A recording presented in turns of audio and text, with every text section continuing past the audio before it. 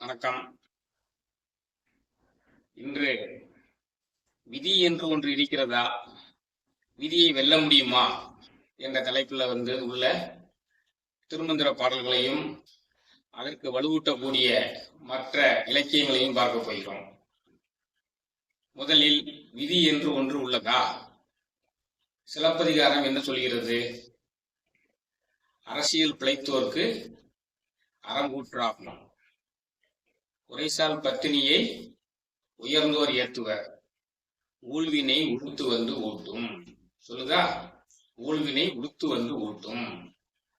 எழுதி எழுதி சென்றாலும் விதியை மாற்ற முடியாது, அது வழியே தன்னுடைய வேலையை காமித்து விடும் என்று இளங்கோவடிகள் சொல்லுகிறார். என்ன சொல்றாரு? அரசியல் பிழைத்தோருக்கு அறங்கூற்றாகும், அது ஈஸியானது. அரசியல் இருக்கிறவங்க தப்பு செஞ்சாங்கன்னா தர்ம தேவதை அவர் கண்டித்து விடும். உரைசால் பத்தினியை உயர்ந்தோர் ஏத்துவர், கற்பில் சேர்ந்தவர்களை உயர்ந்தவர்கள் பாராட்டுவார்கள், அவர்கள் அழியா புகழோடு இருப்பார்கள்ங்கிறது அடுத்தது. அடுத்ததுதான் இந்த விதியை பற்றி உள்ளது. ஊழ்வினை உடுத்து ஊற்றும். நாம் செய்யக்கூடிய நல்வினை தீவினை காரணமாக நாம் அனுபவிக்க வேண்டியவைகள் விதிப்படி வந்தே சீரும் என்று இளங்கோவடிகள் சொல்றாரு. இளங்கோவடிகள் இப்படி சொல்லிட்டாரு. கம்பர் என்ன சொல்றாரு? ராமர் வாயிலாக கைகேயி வரம் பெற்று ராமனை காட்டுக்கு அனுப்புவதற்கு உரிய ஏற்பாடுகளை செய்யும் பொழுது நம்ம லக்குன் ரொம்ப கோவப்படுறாரு. கோவப்பட்டு கைகேயி திட்டுறாரு. அப்ப லக்குனுக்கு அறிவுரை சொல்ற மாதிரி ஒரு பாட்டு வச்சிருக்கிறாரு, கம்பர் வச்சிருக்காரு. ராமர் அறிவுரை சொல்ற மாதிரி, நதியின் பிழையன்று நறும்புணல் இன்மை.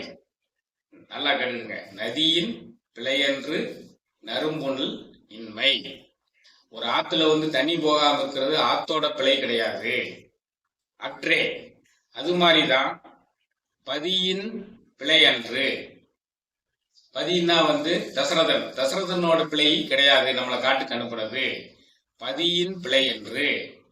பயந்து நம்மை புறந்தவள் மதியின் பிழை என்று. நம்ம பெற்றெடுத்த கைகேயினுடைய அறிவின் பிழையும் இல்லை, புரியுதா? மகன் பிழையும் அன்று, பரதனுடைய பிழையுமே இல்லை. மைந்தா, என்னுடைய மைந்தனை போன்ற லக்குவனே, விதியின் பிழை, நீ இதற்கு என்ன வெகுண்டனை என்றான் ராமன். அது விதியினுடைய பிழையினாலதான் நம்ம வந்திருக்குமே தவிர, நம்ம கையேயை நீ குறை சொல்லாத, தசரதனை குறை சொல்லாத, பரதனை குறை சொல்லாதன்னு சொல்லி விதிதான் காரணம் என்பதை ராமன் வாயிலாக கம்பன் சொல்கிறார். அப்ப விதி உட்பட்டுதான் அவதார புருஷனான ராமனே அந்த காலத்துல வாழ்ந்து நமக்கு காட்டியிருக்கிறார். ஏன்னா விதியின் காரணமாக, தேவர்களுடைய வரத்தின் காரணமாக அவன் வனவாசம் வரவேண்டிய சூழ்நிலை இருக்கிறதுனாலதான் வந்துதான் நிறைய அரக்கர்களை கொன்றளித்தாரு, நிறைய பேருக்கு மோட்சம் கொடுத்தாரு. அது அவருடைய விதிப்பயன்.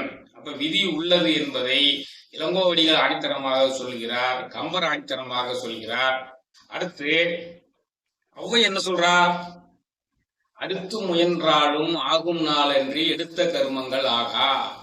அடுத்து முயன்றாலும் ஆகும் நாளன்றி எடுத்த கருமங்கள் ஆகா. நீ எவ்வளவுதான் முயற்சி பண்ணாலும் என்னைக்கு அந்த காரியம் ஆக வேண்டும் என்று விதி எழுதி வைத்திருக்கிறதோ அன்னைக்குத்தான் ஆகும். அடுத்து முயன்றாலும் ஆகும் நாள் என்று எடுத்த கர்மங்கள் ஆகா.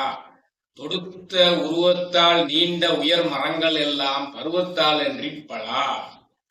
எப்படி உயர்ந்த மரங்கள் எல்லாம் அந்த பருவம் வந்தாதான் பழுக்குமோ, அது மாதிரி நீ எவ்வளவுதான் முயற்சி பண்ணாலும் அது என்னைக்கு நடக்கணுங்கிற விதி இருக்குதோ அன்னைக்குத்தான் நடக்கும். நடக்கணுங்கிற விதி இல்லைன்னா நடக்காமலே போயிடும் எல்லாம் சொல்றாங்க.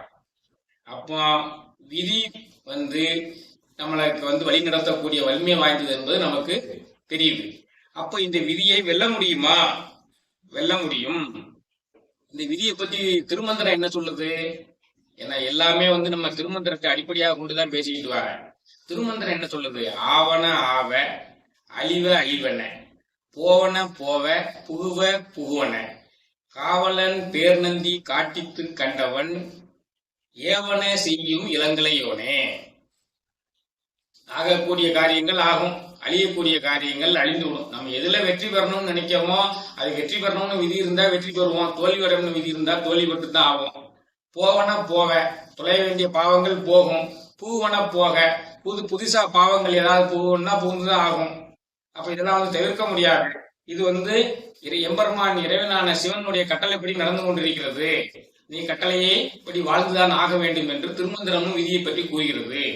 அப்ப இந்த விதியை வெல்லவே முடியாதா அப்படின்னா வெல்ல முடியும். விதியை வெல்ல முடியும். வெல்ல முடியுங்கிறதுக்கு உதாரணம் தான் வந்து மார்க்கண்டேயன். மார்க்கண்டேயனுக்கு வந்து 16 வயது தான் ஆயுளாக நிர்ணயிக்கப்பட்டிருந்தது. 16 வயது முடிந்தவுடன் வந்து யமன் அவருடைய உயிரை கொண்டு போவதற்கு வந்தான். அந்த மார்க்கண்டேயன் அமிர்த கடேஸ்வரரை பற்றி கொண்டிருந்தார். பற்றி கொண்டிருக்கும் பொழுது யமனால் கொண்டு செல்ல முடியவில்லை. சிவனே யமனை எட்டி உதைத்து மார்க்கண்டேயனை என்று நூறாக்கினார். அப்பன் விதியை வென்றவன் மார்க்கண்டேயன்.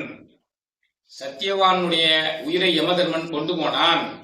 அப்போ சாவித்திரி வந்து காமாட்சி அம்மனை நோக்கி தவம் இருந்து சத்தியவான் உயிரை மீட்டிருக்கிறாள். அப்ப இறை வழிபாட்டினால் விதியை வெல்ல முடியும். இறை வழிபாட்டினால் விதியை வெல்ல முடியும். விதி என்று ஒன்று இருக்கிறது. விதியை வெல்ல முடியும். அதற்கு இடைவிடாது பிரார்த்தனை செய்ய வேண்டும். எப்படி பிரார்த்தனை செய்ய வேண்டும் என்பதுதான் வந்து திருமந்திரம் சொல்லுது, ஔவையார் சொல்றாங்க, திருக்குறள் சொல்லுது, எல்லாருமே சொல்றாங்க. அப்ப அதை சொல்றதுதான் வந்து நம்ம வாழ்க்கை தத்துவமாக இருக்குங்கிறத இன்னைக்கு எடுத்திருக்கோம். திருவள்ளுவர் முதல்ல என்ன சொல்றாரு? ஊழையும் உப்பக்கம் காண்பர் உழைவின்றி தாளாது உகற்றுபவர். எவன் வந்து தொடர்ந்து வைராக்கியத்தோட முயற்சி செய்து கொண்டும் இறையுணர்வோடும் இருக்கிறானோ அவன் விதியை வெல்வான். யார் சொல்றா? திருவள்ளுவர் சொல்றார்.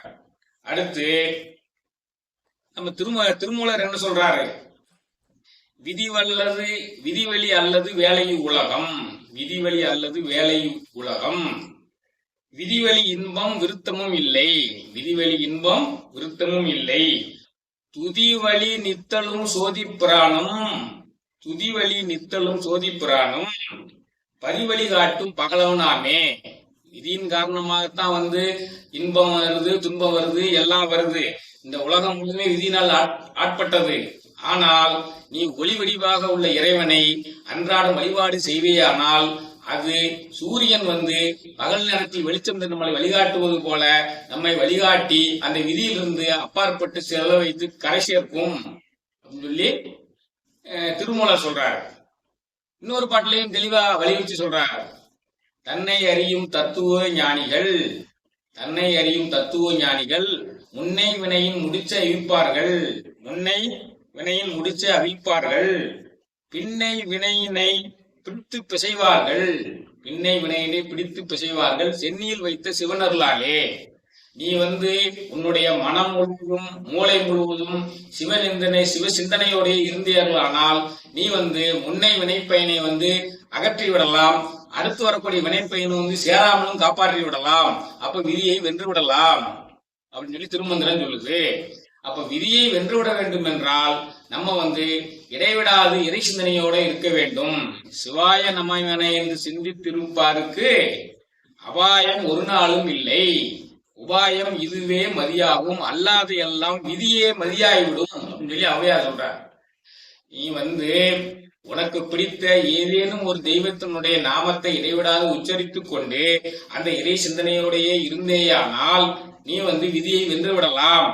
அப்படி இல்லாமல் இருப்பவர்களுக்கு அந்த விதியே வந்து உன்னுடைய மூளையாக செயல்பட்டு உன்னை எப்படியெல்லாம் கொண்டு செலுத்த வேண்டுமோ அப்படியெல்லாம் செலுத்தி விடும். விநாசகாலை விபரீத புத்தி என்ற மாதிரி ஆகிவிடும். அப்ப இறை உணர்வுடன் இருந்தால் விதியை வெல்லலாம் அப்படிங்கிறது தான் வந்து மார்க்கண்டேயர் உதாரணம், சத்தியவான் சாவித்திரி கதை உதாரணம். அதை வந்து திருமந்திரமும் வந்து ஆணையிட்டு கூறுகிறது. நீ வந்து சென்னியில் வைத்த சிவனர்களால எப்பவுமே இருந்தேன் நான் வந்து விதியை வென்று விடலாம் என்று சொல்லுகிறது. அவன் வந்து சூரியன் வழிகாட்டுவது போல நம்மளை வழிகாட்டுவார் அப்படின்னு சொல்லி திருமந்திரம் சொல்லுது. அவர் ஊழ்வினையை வென்று விடுவார்கள் என்று திருவள்ளுவர் சொல்றாரு.